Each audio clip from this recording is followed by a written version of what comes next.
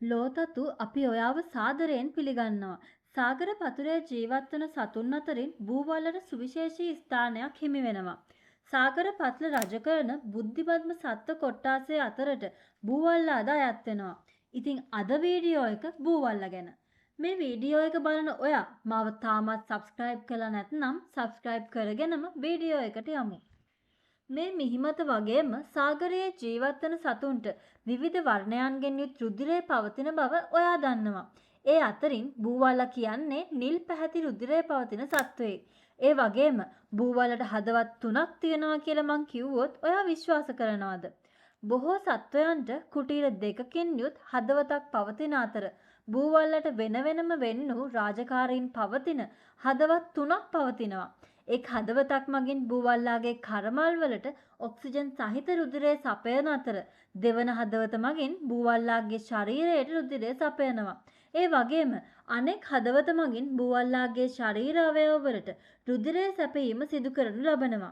බූවල්ලාගේ මෙම හදවත් බොහෝ දුරට මිනිස් හදවතට සමාන වන බවද සොයාගෙන තිබෙනවා. බූවල්ලාගේ මොළය ඩෝනට් හැඩයක් ගන්නවා කියලා ඔයා මේ වෙනකම් දැනගෙන හිටියද? මේ වගේ සුවිශේෂී දේවල් වලින් නිර්මාණය වුණ බූවල්ලා ගැන ඔයාලා නොදන්න තවත් දෙයක් කියන්න තමයි මේ සූදානම. මව් බූවල්ලා කියන්නේ සාගර පතුලේ ජීවත් වන කොන්දේසි විරහිත ආදරයක් ලබා දෙන හරි අපූර්ව සත්වයෙක්. මං එහෙම කියන්නේ මව් බූවල්ලා තම පැටවුන් වෙනුවෙන් සිදු කරන කැපකිරීම නිසායි. ඔයාලා දන්නවද? මව් බූවල්ලාට බිත්තර දැමීමට කාලය එළඹුණ විට ඇය ආරක්ෂිත ස්ථානයක් සොයා බිත්තර දැමීම සිදු කරනවා.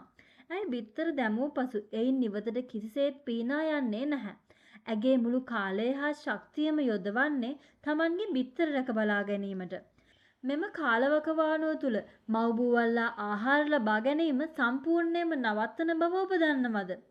ඇය තම ශරීරයේ ගබඩාවේ ඇති ශක්තිය පමණක් මේ ක්‍රියාදාමය සඳහා උපයෝගී කරගන්නවා. එම නිසා මව් බූවල්ලා දිනෙන් දින දුර්වල වී යනවා. මව් බූවල්ලන් තම බිත්තර රැක බලාගෙන පැටවුන් මුදා හැරීමෙන් අනතුරුව මේ යෑම සිදු වෙනවා. මෙම ප්‍රජනක ක්‍රමවේදය විද්‍යාත්මකව සිමෙල් පැට්‍රි ලෙස හඳුන්වනවා.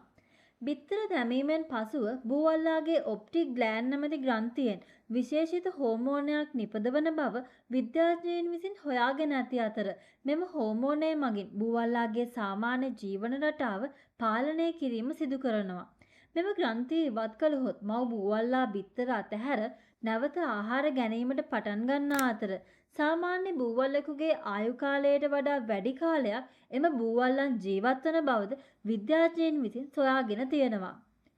විශ්මජනක ලෝකයේ තවත් විශ්මජනක තොරතුරු සමග ආයෙත් හමු වෙන්න මාව සබ්ස්ක්‍රයිබ් කරලා තියාගන්න. ඉතින් ඔයා මේ වීඩියෝ එකට කැමති නම් මාව ලයික් කරලා තවත් කෙනෙක් දැනුවත් කරන්න ෂෙයා කරන්න අමතක කරන්න එපා. ගිහින් එන්න.